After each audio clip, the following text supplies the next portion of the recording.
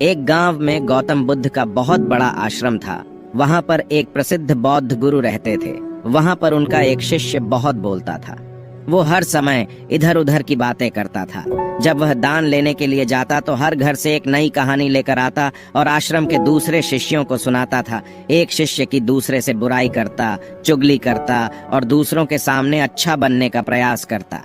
खुद के मुंह से ही खुद की तारीफ करता रहता और हमेशा ही खुद को गुरु के सामने सबसे बुद्धिमान और उत्तम साबित करने का प्रयास करता।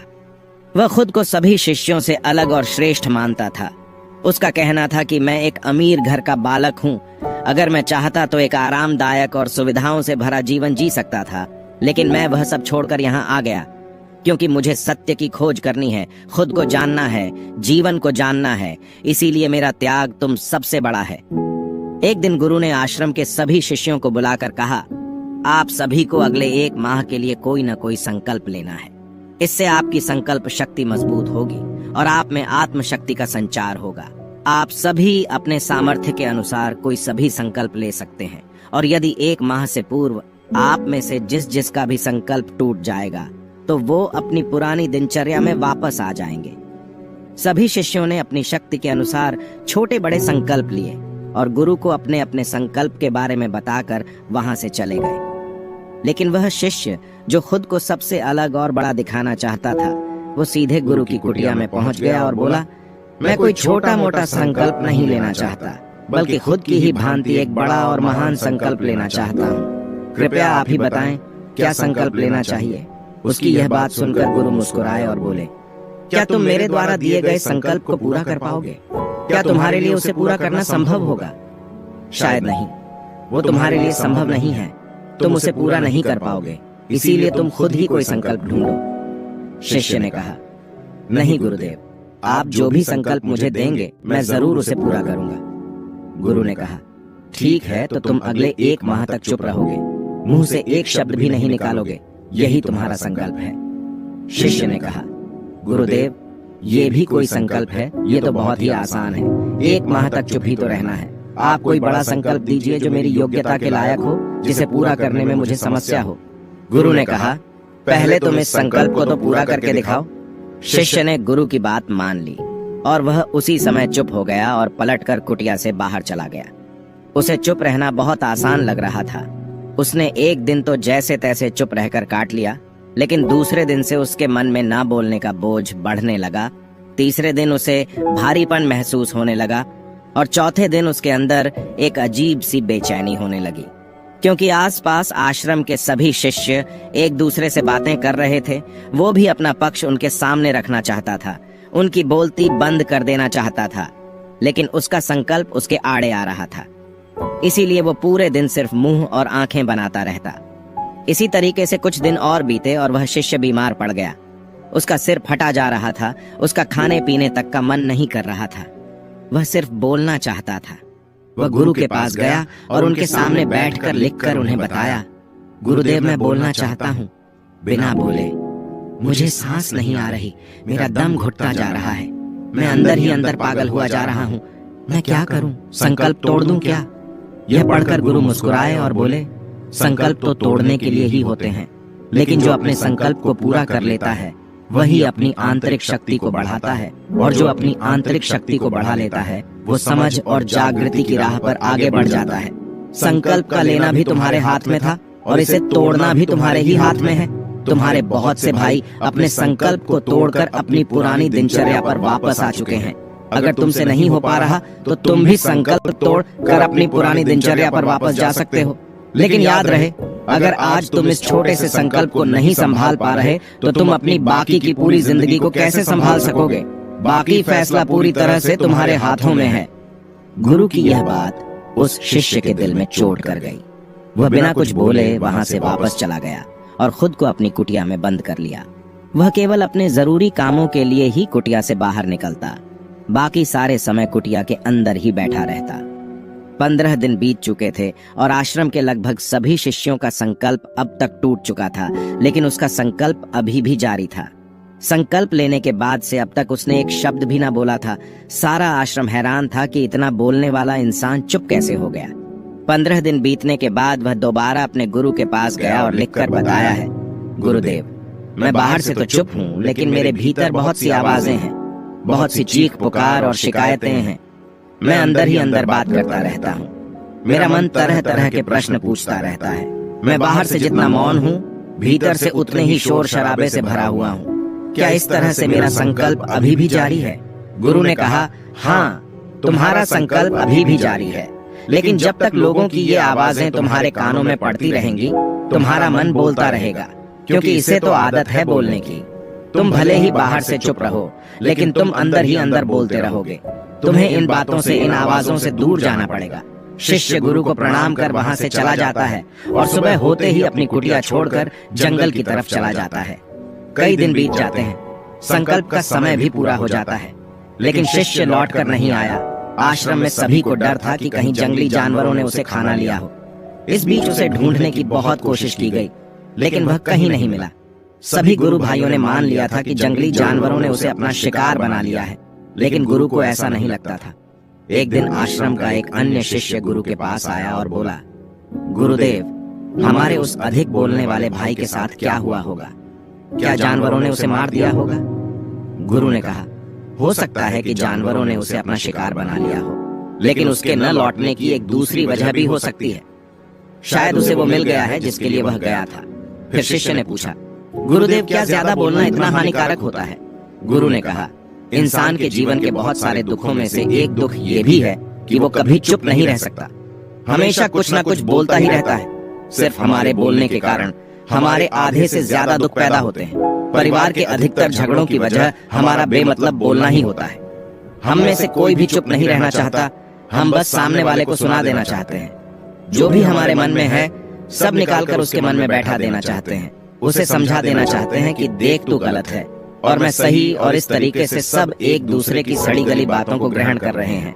इस तरीके से सुनने और सुनाने का यह काम जिंदगी भर चलता रहता है, लेकिन इस नासमझी में हम अपना समय, अपना जीवन, अपनी समझ और सबसे महत्वपूर्ण वो कीमती पल जो जिए जा सकते हैं, जिनको अनुभव किया जा सकता है, जिनमें आनंद को प्राप्त किया जा सकता है, ये सब खो देते हैं।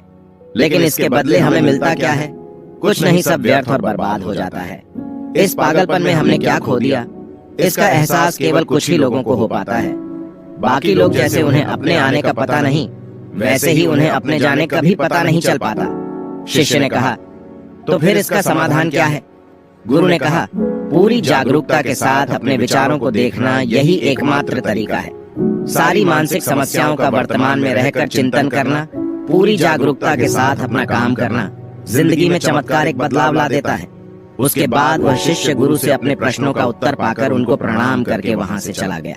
उस शिष्य को आश्रम छोड़कर गए हुए 3 महीने का समय बीत चुका था, लेकिन उसकी कोई खबर ना थी।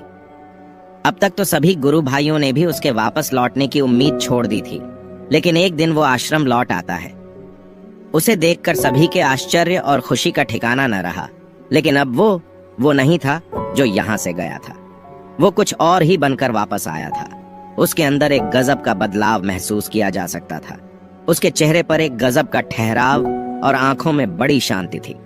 आश्रम में आते ही सभी गुरु भाइयों ने उसे चारों तरफ से घेर लिया और बातें करने लग गए। वह भी अपने गुरु भाइयों से बातें करने लगा।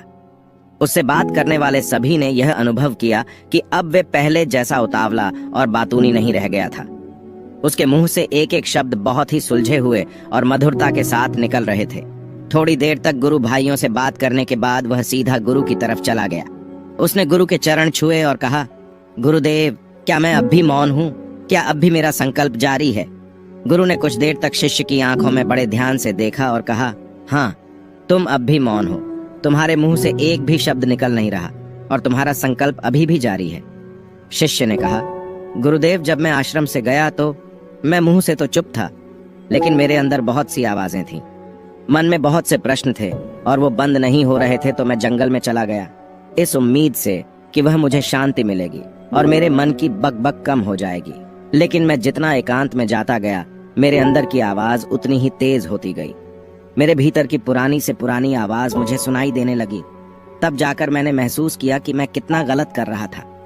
जब मैं अपने परिवार वालों, दोस्तों को और गुरु भाइयों को बुरा भला कहता था, तो उस समय मुझे लगता था कि मैं सही कह रहा हूँ। जब मैं गुरु भाइयों की एक दूसरे से चुगली करता हूँ और उनका मजाक बनाता, तब भी मुझे यही लगता था कि मैं उनसे बेहतर हूँ और मैं सही कर रहा हूँ। लेकिन उस दिन मैंने पहली बार महसूस किया कि मैं कितना गलत बोलता था। काफी दिनों तक ये आवाजें, ये शिकायतें मेरे अंदर चलती रहीं, लेकिन धीरे धीरे करके एक दिन ये सारी आवाजें मेरे अंदर से समाप्त हो गईं। अब मैं भीतर से भी मौन हो गया। उस घने जंगल में बाहर से कोई बोलने वाला था नहीं और भीतर कोई आवाज बची ही नहीं थी। और मैं उस दिन पहली बार मौन का सही अर्थ समझा। मेरे चारों तरफ बहुत शांति थी। हालांकि अभी भी कुछ आवाजें आ रही थीं, जो पहले भी आती थीं, लेकिन मैं उन्हें सुन नहीं पाता था। पर अब वह सभी आवाजें मुझे स्पष्ट रूप से सुनाई दे रही थीं। हवा के चलने की आवाज, चिड़ियों के चहकने की आवाज और पानी के बहने की आवाज। ये सभी आवाजें मैंने पहली बार पूरे होश पूर्वक सुनी। अपने चारों तरफ इतनी शांति मैंने पहले कभी महसूस नहीं की थी। तो इस शांति को भंग करने के लिए मैंने पहली बार अपने मुंह से कोई शब्द निकाला। मैं चिल्लाया, हे ईश्वर, यह कैसी शांति है? सभी कुछ इतना शांत क्यों है? ऐसा क्या हो गया? लेकिन मेरे चिल्लाने के बाद भी वह शांति भंग नहीं हुई। सब कुछ पहले के जितना ही शांत था, बाहर भी और भीतर भी। हे गुरुदेव, मैंने अपने गुरु भाइयों से बात की, मैंने आपसे बात की। मैं बोल रहा हूँ, मैं चल रहा हूँ, मैं सब कुछ देख रहा हूँ, लेकिन मैं अपने भीतर एकदम एकांत में हूँ, मौन में हूँ, भीड़ में होता हूँ, तब भी भीतर से अकेला एकांत में होता हूँ। जब मैं खुद में भी शोर करना चाहता हूँ, तब भी एकांत में ही होता हूँ। अब सब दिखाई पड़ने लगा है, सब सुनाई पड़ने लगा है। गुरु ने कहा, जब तक हम बाहर की तरफ बोलते रहेंगे, भीतर अशांति ही रहेगी। लेकिन जिस दिन हम भीतर की तरफ मुड़ जाएंगे, तब हमारे मुंह से कुछ भी निकलेगा, हम शांत ही रहेंगे। दुनिया में जितनी भी बुराइयां हैं, ज्यादातर हमारे बोलने से ही उत्पन्न होती है, क्योंकि हम चुप रहना नहीं चाहते। हम जितनी जरूरत है उससे कहीं ज्यादा बोलते हैं। हम सामने वाले को सुनना नहीं चाहते, बल्कि उसकी बोलती बंद कर देना चाहते हैं। उसे समझा देना चाहते हैं कि मैं कौन हूँ, मैं क्या कर सकता हूँ, और यही हमारी जिंदगी का मकसद बनकर रह जाता है। हमारी सारी ऊर्जा इस व्यर्थ के बोलने में बर्बाद होती रहती है। ऐसे ही समाज में लोगों का जीवन दुखों से भर जाता है, जो हमेशा एक दूसरे को सुनाने में लगे रहते हैं। कभी एक दूसरे को सुनना नहीं चाहते, समझना नहीं चाहते, और चुप रहना तो उन्होंने कभी सीखा ही नहीं, क्योंकि चुप रहना उन्हें छोटा महसूस करवाता है। दुनिया की सभी लड़ाइयों का कारण हमारा बोलना ही है, इसलिए हमें सिर्फ उतना ही बोलना चाहिए जितना जरूरी हो, क्योंकि व्यर्थ का बोलना ऊर्जा को नष्ट करना है, और ये बोलना ही हमें कभी अपने भीतर की ओर लौटने नहीं देता, क्योंकि यह हमें बाहर की ओर खींच कर रखता है, और बाहर है ही क्या इस संसार के अलावा। लेकिन अगर अपने भीतर के संसार की ओर मुड़ना है, तो इस मुंह को बंद ही रखना चाहिए। इसीलिए जितने भी बुद्ध हुए, आत्मज्ञानी हुए, वो सभी एकांत की ओर भागे, ताकि उन्हें ज्यादा ना बोलना पड़े, ज्यादा सुनना ना पड़े। वो एकांत में रहें और शांत रहे, इसीलिए आसानी से भीतर की यात्रा कर पाए। लेकिन अगर कोई चाहे तो इस संसार में रहकर भी एकांत में रह सकता है, शांत रह सकता है, लेकिन इसके लिए उन्हें अपनी ऊर्जा बचानी होगी, जिसे वह अब तक अपने व्यर्थ के शब्दों में बर्बाद कर रहे थे। दोस्तों, इस कहानी की सीख यही है कि व्यर्थ का बोलना ऊर्जा को नष्ट करना है। ज्यादा और व्यर्थ बोलना ही हमें अपने भीतर की ओर लौटने नहीं देता, क्योंकि यह हमें बाहर की ओर झुकाए रखता है, और जिन्हें भीतर की यात्रा करनी है, उन्हें अपने मुंह को बंद ही रखना चाहिए। मुझे उम्मीद है कि आपको यह कहानी पसंद आई होगी और काफी कुछ सीखने को मिला होगा। कहानी के बारे में अपने विचार आप हमें नीचे कमेंट बॉक्स में कमेंट करके बता सकते हैं। जाने से पहले वीडियो को लाइक करें और चैनल को सब्सक्राइब जरूर करें।